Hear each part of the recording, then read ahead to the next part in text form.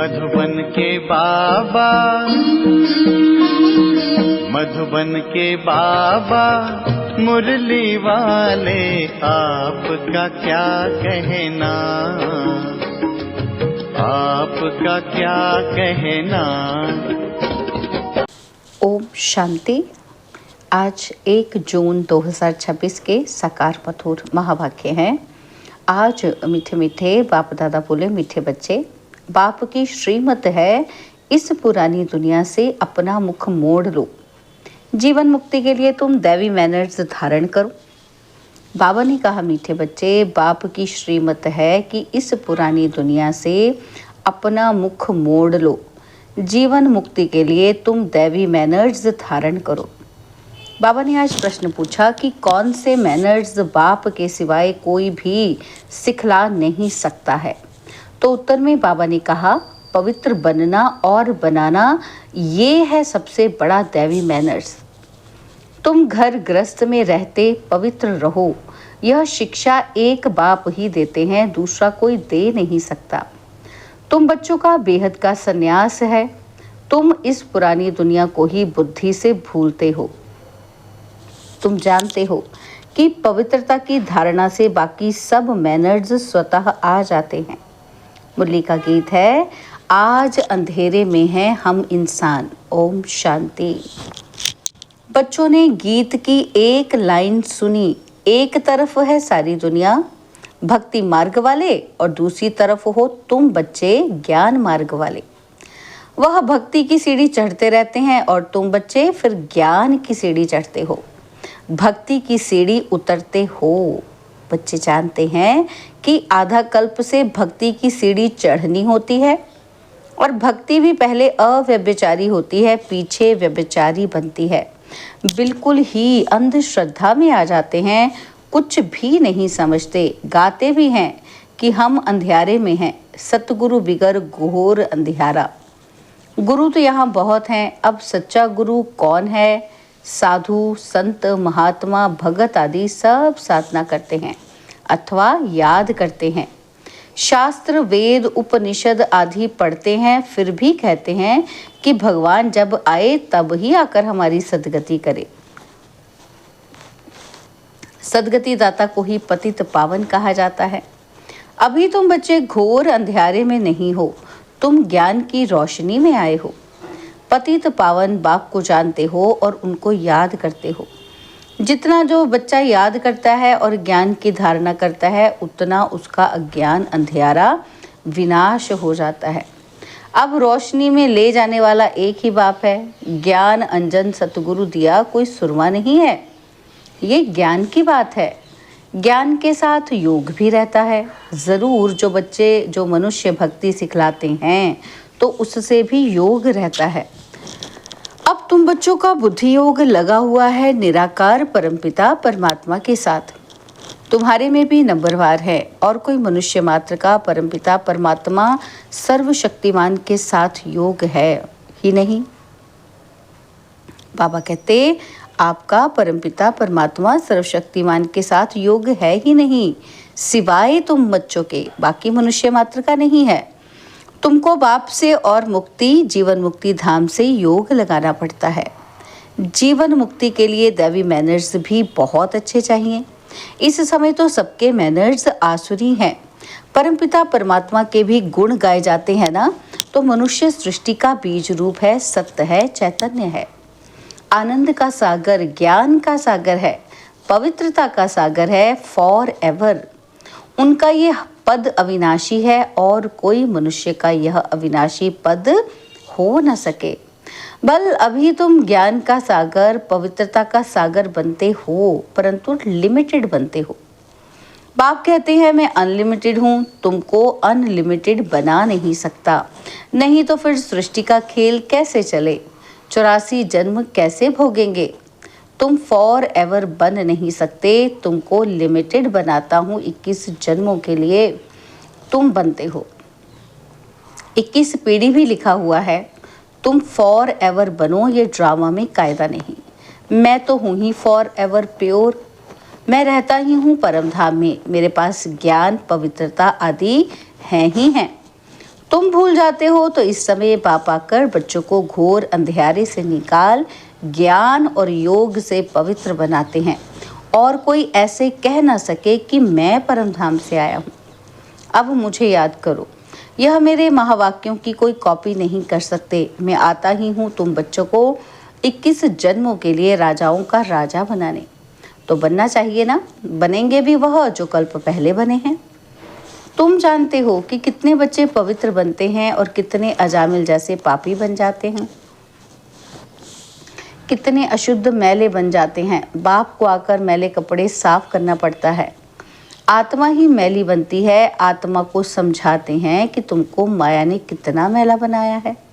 सिर्फ इस एक जन्म की बात नहीं है, ये तो जन्म जन्मांतर की बात है। जो आत्मा को साफ करने के लिए लक्ष्य सौंप देता है, मुझे याद करो, तो तुम्हारी आत्मा जो बुझी हुई है वो इस योग से जग जाएगी। जितना जितना मुझ बाप को याद करेंगे, स्मृति दिलाते हैं कि तुमको हमने स्वर्ग में भेजा था और फिर माया ने मैला बना दिया है। अब फिर मैं तुमको स्वर्ग का मालिक बनाने आया हूँ।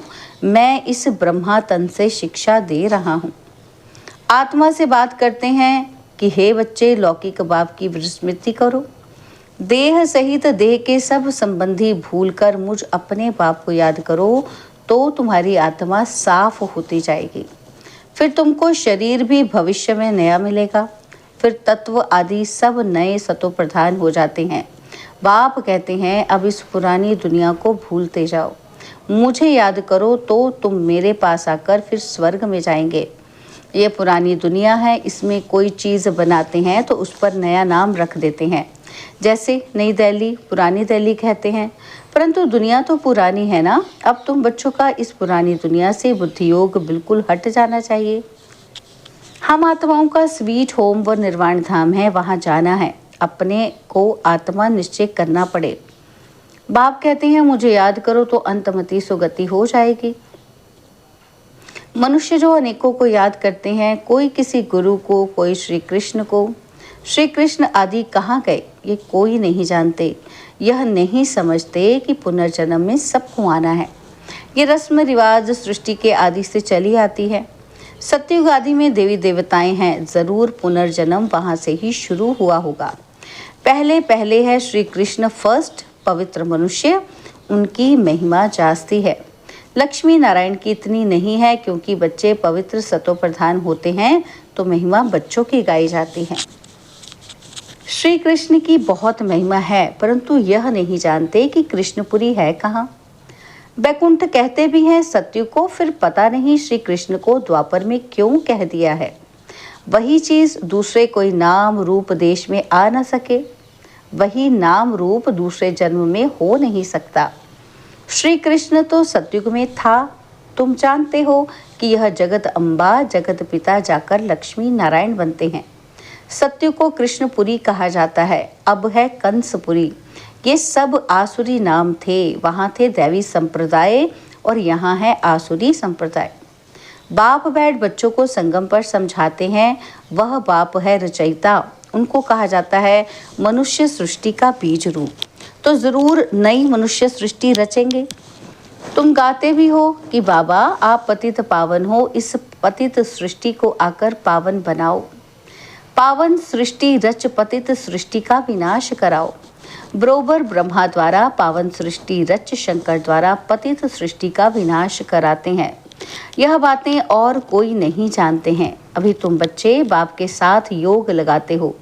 तुम देखते हो कि बाबा मैले कपड़ों को सटका लगाते हैं। कोई तो फट जाते हैं, कोई टूट पड़ते हैं और कोई तो बहुत मैले अजामिल जैसे पापी हैं जो बिल्कुल धारणा ही नहीं होती है। बाप कितनी अच्छी बातें समझाते हैं। मीठे लाडले बच्चे, मुझ मोस्ट बिलवेड बाप को याद करो, मोस्ट बिलवेड सुख धाम को याद करो। यह भी तुम अब जानते हो, दुनिया को कोई पता नहीं है। ये तो अब है अति दुख धाम। मनुष्य त्राही त्राही करते रहते हैं, एक दो को मारते रहते हैं, फिर कहते हैं हे भगवान रक्षा करो। यह जरूर मुख से निकलेगा। बाप तो लिबरेटर है। तुम जानते हो, क्या जानते हैं कि बाप आए हैं। हम बच्चों को इन पर्टिकुलर और सबको इन जनरल सुखधाम में ले चलने के लिए। तुम बच्चों में भी नंबरवार हैं जिनको ये नशा है। यह पढ़ाई कोई कम नहीं, पढ़ाते भी देखो किसको हैं। अजामिल जैसी पाप आत्माओं को पढ़ाकर स्वर्ग का मालिक बना देते हैं। तमो प्रधान तो सब हैं, उनको सतो प्रधान दुनिया में ले जाना पड़ता है। बच्चों को बार बार समझाते हैं कि यहाँ दैवी गुण धारण करने हैं। यहाँ तुमको एम ऑब्जेक्ट बुद्धि में है। यह पवित्रता के मैनर्स और कोई नहीं सिखाते। सन्यासी तो घर बार छुड़वाते हैं और यहाँ बाप कहते हैं तुमको घर बार नहीं छोड़ना है, तुमको तो इस पुरानी दुनिया को छोड़ना है। वह है हद का सन्यास और ये है बेहद का सन्यास।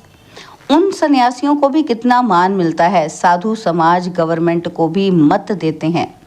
आगे चलकर यह सन्यासी आदि भी तुम माताओं के चरणों में गिरेंगे। माताओं बिगर उन्हों का उद्धार नहीं हो सकता, क्योंकि तुम नॉलेज देते हो। बाकी चरणों में गिरने की बात नहीं है। हाँ, कोई नमस्ते व राम राम करते हैं तो रिस्पॉन्ड तो देना होता है। बाबा भी कहते हैं बच्चे नमस्ते। मैं तुम बच्चों को अपनों से भी ऊंच बनाता हूँ। तुमको ब्रह्मांड और सृष्टि दोनों का मालिक बनाता हूँ और मैं वानप्रस्थ में चला जाता हूँ। परंतु तुम्हें श्रीमत पर भी चलना पड़े, इस पुरानी दुनिया से मुख मोड़ना पड़े। राम रावण और सीता का खिलौना है ना, तो सीता रावण को पीठ कर देती है, राम को मुंह कर देती है। श्री कृष्ण का भी चित्र है, नरक को लात मार रहा है और स्वर्ग का गोला हाथ में है। बाप बहुत अच्छी रीति समझाते हैं, परंतु विरला व्यापारी यह व्यापार करे।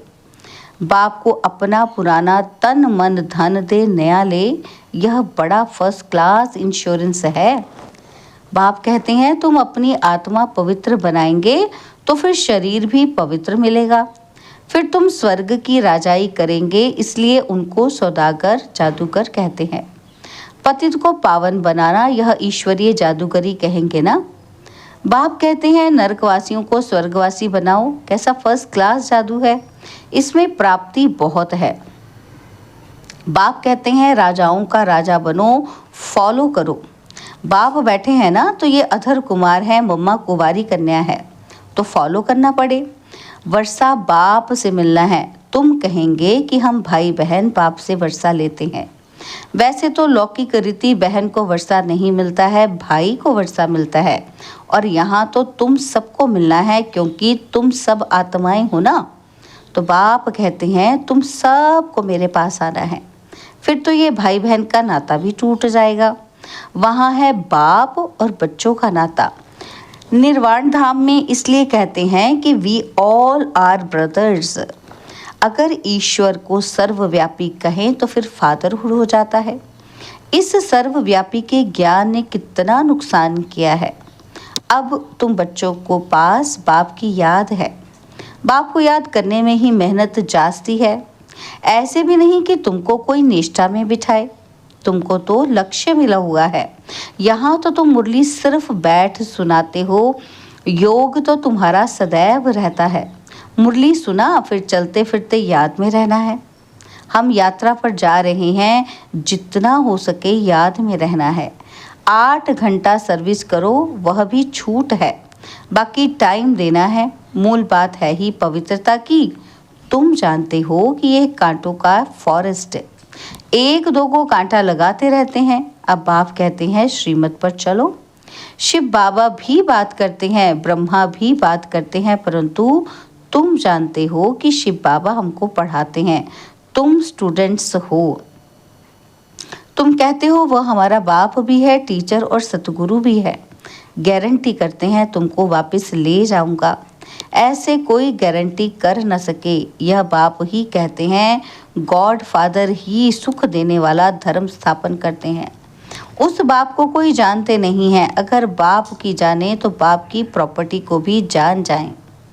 अच्छा, मीठे मीठे सिकिलदे बच्चों प्रति माता पिता बाप दादा का याद, प्यार और गुड मॉर्निंग। रूहानी बाप की रूहानी बच्चों को नमस्ते। हम रूहानी बच्चों की रूहानी बाप दादाजी को दिलवा जान सिकवा प्रेम से नमस्ते ओम शांति। प्यारे बाबा, मीठे बाबा, मेरे बाबा, शुक्रिया बाबा, शुक्रिया बाबा, शुक्रिया। धारणा के लिए मुख्य सार है, पहला पॉइंट है, एम ऑब्जेक्ट को सदा सामने रख दैवी गुण धारण करने हैं। सतो प्रधान दुनिया में चलने के लिए पवित्रता के मैनर्स अपनाने हैं। बुद्धि से बेहद का संन्यास करना है। सेकंड पॉइंट है, मोस्ट बिलवेड बाप को और अपने सुख धाम को याद करना है। इस दुख धाम से बुद्धि का योग निकाल देना है।